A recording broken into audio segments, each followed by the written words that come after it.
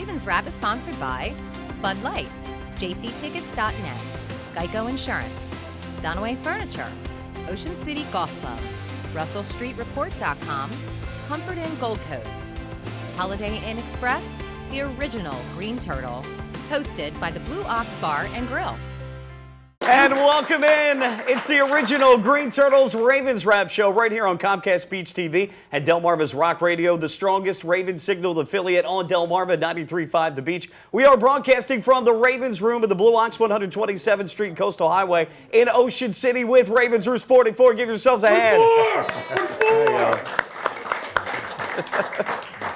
Welcome into week number 11 of the NFL for your 4-5 Baltimore Ravens. Coming up, we're going to recap the 20-17 overtime win against the Cincinnati Bengals, talk news and notes, take a trip around the AFC North, and preview the upcoming game against the Chicago Bears. 1 o'clock at Soldier Field. That's preceded by the network pregame at 12:30. And, of course, this show airing at 11 a.m. on 93.5 The Beach. We want to thank our sponsors at Bud Light, the Comfort Inn Gold Coast, Geico, the Ocean City Golf Club, jctickets.net, the Holiday Inn Express at Northside in Ocean City. Also, Donaway Furniture. You can visit them for great furniture, Serta mattresses, and rental makeovers. 130th Street Bayside at Ocean City. Their phone number 410-250-5100. Also, buyatoyota.com, your official site for Toyota deals. Speaking of sites, don't forget to check us out online, ravenswrap.com. You can also like us on Facebook, Ravens Wrap at the Blue Ox. I'm Mike Bradley from 105.7 The Fan in Baltimore. Also, locally, mornings 5:30 to 9 on 92.7 WGMD. To my left, Steve Slaza, former coach and Ravens Roost 44 member. Welcome back, Steve. Thank you.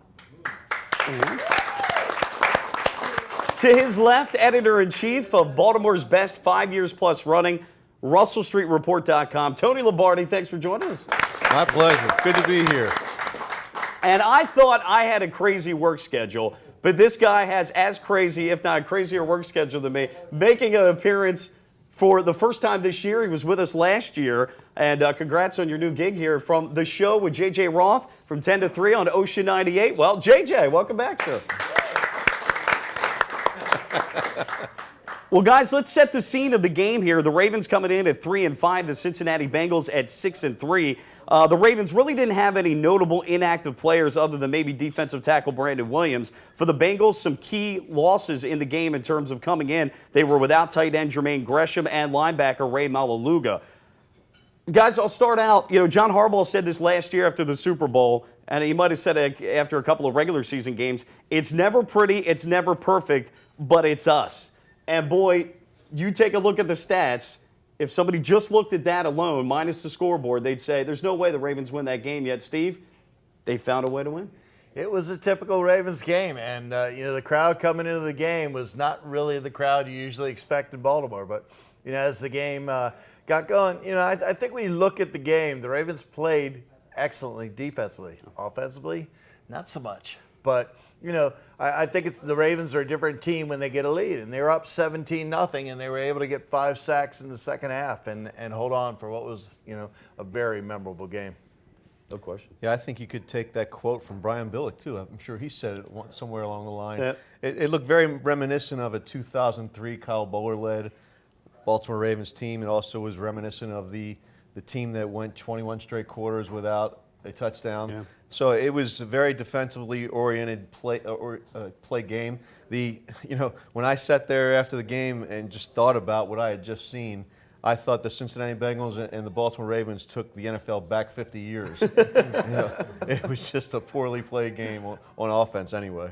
JJ, a win's a win, though. Exactly, and I think the big thing that's going to happen is the NFL needs to give the Ravens a big thank you, because just watching the game as a fan, my Skins obviously had already lost on Thursday night, so I was completely good to go for all the games, watching them, and watching it, I just thought to myself, the Ravens defense is showing the rest of the NFL exactly how to stop Andy Dalton. He looked horrible against you guys. Your defense was unreal. Sure, the Karch Karai setting the volleyball in the end zone. I know we're going to talk about that for A.J. Green and all that stuff. That's a little AVP joke for volleyball fans out there. But you showed the entire NFL how to shut down the Bengals offense with Leonard the running back, and especially with Andy Dalton. He did nothing against you. It was impressive. Yeah. Guys, I've got to say this. I mean, Dean Pease has been the defensive coordinator the last couple of years. This might have been his best game that he called. I mean, I have not seen the Ravens defense with the different looks. We talk about the organized chaos that Rex Ryan had years ago with this team, 5-6 years ago and before that. This defense was amped up, but they also came with a lot of different schemes. I was impressed, also wondering, where has this been all year? I thought moving Ladarius Webb inside and having him blitz basically from a safety position. I mean, it brought him back to his college days, but he did that a couple years ago for us, and I think we're a much different defense. But it was when I watched the game again on the NFL channel. You saw the bags flying through, and the wind was whipping, and I really thought that Flacco did a much better job of keeping the ball low and keeping the tip down and wasn't as affected by the wind as Dalton was. Dalton's passes were like 20 yards off, and when they're off, I mean, you could tell coming out of his hand, it's going to be way out of bounds, and I think that really helped the Ravens in the long run. Well, I think what Dean Pease did was he really, like you said, Mike, he mixed it up. He kept those guys off balance, and I think that's why you saw Dalton's passes sailing like they did, because he wasn't really on his mark. He was throwing off his back foot. So even when they weren't sacking him, they were pressuring him, getting off his mark. I think they did a great job of that. And you mentioned Ladarius Webb, Steve.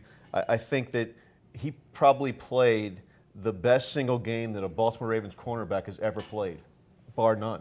I mean, it was an amazing game. Even the interception just took it away from the guy. But the way he played coming off the edge, he was able to free up other blitzers, and his presence probably helped Elvis Dumer build the 2.5 sacks. So excellent game. Jimmy Smith on the other side had an excellent game. In fact, I'd say that was by far the best defensive secondary play that we've seen all year. Yep. And let me just ask you guys, being diehard Ravens fans as you are, speaking of defense with Nada, with the knee, I know it happened with the sprained knee, and you guys still did all that with him not 100%. I don't even know, did he come back in the second half? He did, yeah. I mean, so he was what, probably 75, 80%? He has a sprained knee, and I know it's a big deal, and you guys still did all that stuff. Again, the defense, that was the best game the Ravens played, in my opinion, not being a Ravens fan, all year long. I don't think there's any question. We could talk about Rackbo and Carragher for you guys, with Dumerville and Suggs on the outside. And this was probably Dumerville's best game this year. But the line with 5 sacks, but also Arthur Jones, a guy that we talk about, the guys getting rush on the edges, but also a rush up the middle as well. And you could talk about Andy Dalton's sailed passes. I think some of that had to do is he was under duress a lot. When he wasn't getting sacked, we pushed the pocket. No, he never had time to get his feet set. But even you guys like D'Angelo Tyson, Nada, he played even when hurt. I mean, he was getting a push, whereas for the last 3 or 4 games, he's been getting a push in the reverse direction. But, they were fired up. They were excited. And, I think a team plays its best when the back's against the wall. And their back was against the wall. You lose that game and your season's over. Now they're at a point where, hey, you win this game, okay, we're 500, then you can start talking about, okay, maybe playoffs. But, it's going to be a year, Tony, where every game is going to go down to the wire. I mean, I've never seen a year in the NFL where there's so much balance. You can call it balance. You can call it a bad league. That was my nice word. I'm trying to walk that I'm trying line. to be Captain Positive. TV here. It's a very watered down league, and it is. So it's anybody's season, really. I mean, you look at the Kansas City Chiefs. Does anybody think that they're going to win the Super Bowl? Does anybody think that the Denver Broncos are going to win the Super Bowl in New Jersey in February? Does anybody think that the New Orleans Saints are going to do that as an indoor team in February? So it's a wide open contest, and it's anybody's game. It's the team that gets hot again, and we've seen this pattern over the last 3 or 4 years. The team that gets hot at the end of the season is the team that seems to win it all. And you said it perfectly. Going to my Redskins, it doesn't matter how good your quarterback is. Andy Dalton is a good quarterback. He's a good young quarterback. My man RG3 is a good young quarterback. Every single time in our loss that he went back to throw the ball, he was either sacked, hurried, hit, or pressured. Same thing with Andy Dalton. I don't care who you are. I don't care if anyone's open. If you don't have any time to throw the ball, nothing is going to happen. And that's 100% on the defense. It goes right back to your defense and how great you guys played on Sunday. But I think the major difference in this game was we were on top. You hadn't had a lead in 5 games. So, being on top, definitely had an effect on being able to come out in the second half and have 5 sacks and being able to pressure without worry to, we're in trouble. When you're even, you can't really a lot of times, sell out and pressure all out. Yeah, I mean, the touchdown that we scored in the first quarter was the first touchdown in the first quarter since the Denver game. So, I mean, Tony, we talk about this defense, and there's a lot of changing parts this year and some young guys as well. To give them the lead maybe for the first time this year was huge. I mean, to be fair to them with their shortcomings this year, they haven't really had the benefit of that kind of lead. Well, they finally got it, and look how well they played. Yeah, when you can make the other team more one-dimensional and force them to throw, that's when you're going to see Elvis Dumerville play really well and those blitzes from Ladarius Webb be effective. So I think, yeah, that's if you can play from a lead, your chances of winning are a lot greater. But true to the Ravens, I mean, they never make things easy. Just like Joe Flacco said in the Super Bowl to John, we'll never make things easy, and they did, and they let them right back in the game. And 17-17 going to overtime. It's just this team lacks a killer instinct on offense, and it's something they need to develop over time. Yeah. Was that really your first? When did you guys play Denver? Was that week 1? Week 1, yeah. That was your first offensive touchdown in the first quarter since week 1. Yep. And you're still 500.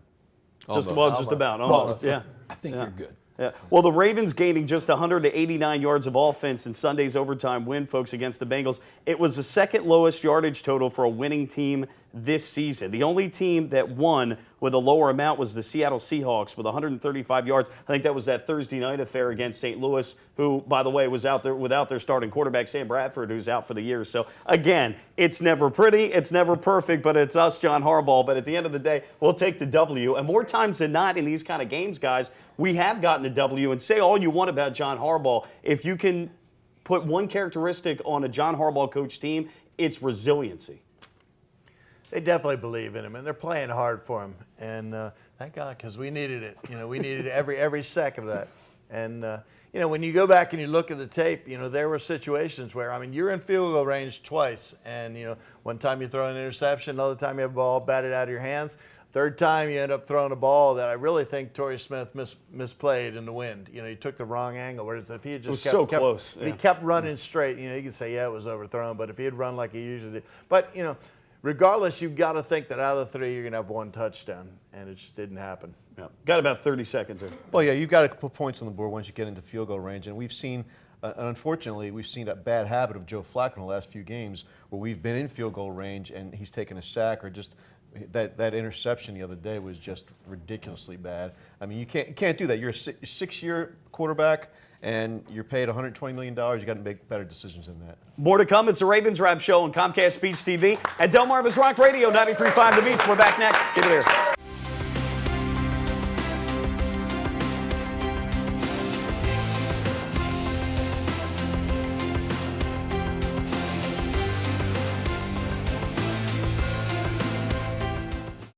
In April 1959, Art Wall won the Masters, edging out Carey Middlecoff and Arnold Palmer by finishing birdie, birdie, birdie, par birdie. 1 month later, Ocean City Golf Club celebrated the opening of their first 18 holes. That course has been transformed now into one of the most scenic golf layouts on the East Coast. Come experience 36 of the most beautiful and challenging holes you'll find anywhere.